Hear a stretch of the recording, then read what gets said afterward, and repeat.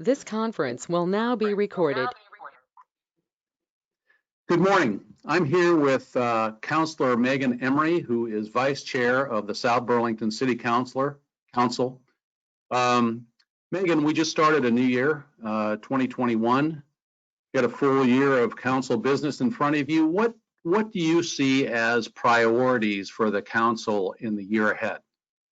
Well, thank you, Kevin, and I want to wish a happy new year to you and to all the staff as well as to all our residents. 2020 has been a challenging year on many fronts, and we've started out 2021 with great hopes and have been met with more challenges.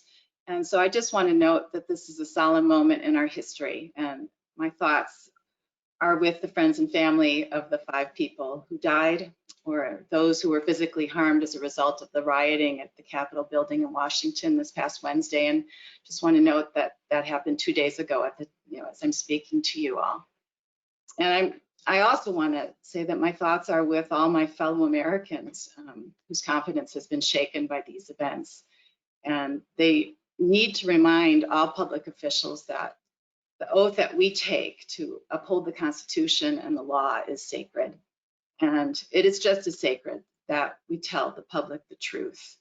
And that is, to my mind, the least that we owe the public in return for their faith, which they place in us in order to make decisions that affect all our lives. So I needed to say that, and to say that, it's too easy to take democracy for granted. We shouldn't borrow against it for our own selfish ambitions either. And, as our oath reminds us, democracy requires a daily commitment to dialogue and to peaceful persuasion. We must uphold the Constitution and the government of our city and our state and our nation. And we have to do this because we confront and respond to challenges regularly. And we also have to work to ensure that all are able to benefit from the rights that the Constitution protects for us, the right to life, to liberty, and the pursuit of happiness. And so my utmost priority is to heal divisions. They are not just in the Capitol, they are throughout our nation, including in Vermont and in South Burlington. And I also, renew my oath to remain forthright with everybody. I also want to say that our public health emergency continues, and so that on the city side of our government here in South Burlington, we have to continue working to ensure that our children and adolescents can go back to school full time, as the governor just announced. We need to ensure that we protect one another in our communities and in our neighborhoods so that our daily lives can resume to their fullest. We can go about our business.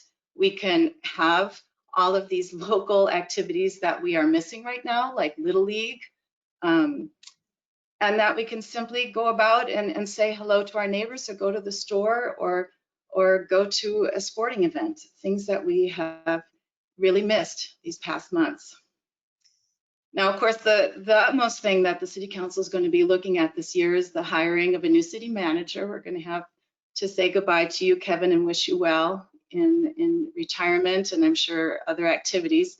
Retirement is never an end to activities, so I'm sure that you'll be still staying active in other things, as well as to Tom Hubbard, our deputy city manager. And so it falls upon us, this is the most important thing that we will be doing this year, is to find new heads of our city government and the administrative part of our government. They have, just as we know, this council has big challenges that continue, to come before us. Something that we're going to be asking the public to seriously consider in March is the new TIF ballot item, where we will be redesigning and reconstructing Garden Street. This is 100% reimbursable through TIF funding. These are the tax increment financing funds that come to us through property taxes, as well as all of the rooms and meals tax and the sales taxes that we collect on these on these businesses in our city center. And this is a really important initiative because, as people know in my part of town, going down White Street and turning onto Williston Road or coming off of Midas Drive, if you're coming out of that, commercial, all the commercial and businesses back there, it's a really harrowing corner. And I've heard people say the same is true at Dorset and Garden. And so this reconstruction of Garden Street is one that will ensure safety.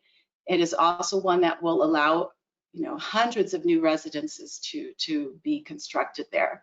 And that will allow our city to meet, or to continue to aspire and meet those environmental and affordability goals.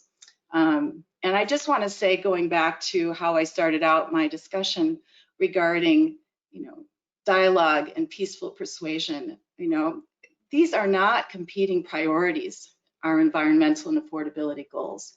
And I really call on all people who are invested in both of these goals to work with the council through dialogue and planning discussions in order to arrive at a plan that allows us to meet both of these goals, the environmental and affordability goals. What we've seen in city centers so far, they have marched towards those goals. We have more affordable housing, and we have dense housing in a city center that is near all of these city services and amenities that help meet the environmental goals as well. So we know it's possible, and we have to work together in order to meet both of those goals. I think it's also very critical that we finalize our new land development regulations for the planned unit developments. This will be for large-scale residential and commercial developments. It will streamline the permitting process, and it will also ensure that new construction is done in a way that is sensitive to natural areas. And so we all look forward to the completion of these new land development regulations. And I think hot off the presses that we should share with the public is that the airport's Director of Engineering has announced that Gertrude Chamberlain Elementary School will be receiving a new HVAC system this year. He anticipates that the design will be completed over the next couple of weeks. And so this is a good thing. As we all know, we have F-35s that fly at least 4 times per week. And it does disrupt lives as well as the learning that goes on at Chamberlain School. So let us hope for a successful mitigation of the noise that these jets are creating here in our neighborhood and for our young people. Other priorities are long-standing requests that we need to fulfill, such as the new streetlight timing software on Dorset Street, the development of an energy plan, and we need to continue to seek ways to save energy in order to meet the Paris Accord goals that the council signed on to. We are going to be looking forward to a new dog park, which will be large in size, which will be in a beautiful area, and will meet the needs of many of our residents and their 4-legged friends. And something else that I think we need to look at is that, as Kevin knows, the administration put before the council a budget that really, amended, in ways that we have to think critically about in the months to come, our capital improvement plan. And so we really have to measure the effects of that plan.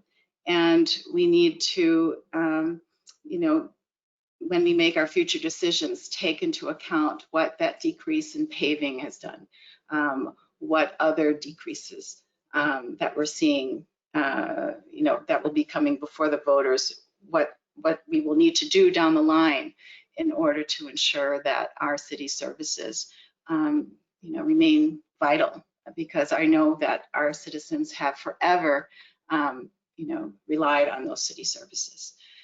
So just to wrap up, I really hope that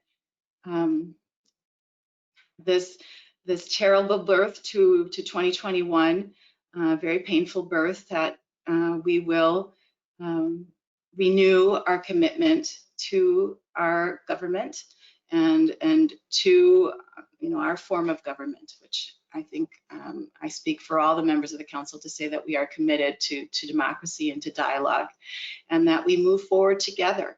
And this is something that's really an important word. We have to move forward together in 2021 as we meet new challenges and as we continue to respond to the needs that we want to solve, and we need to do that together. So may it be a challenge that we all rise to, and may it truly be a happy new year. Thanks, Kevin. Well, thanks, Meaghan. I appreciate your time this morning, and thank you for this message. I appreciate having the opportunity to speak to everybody, and may we all have a good weekend.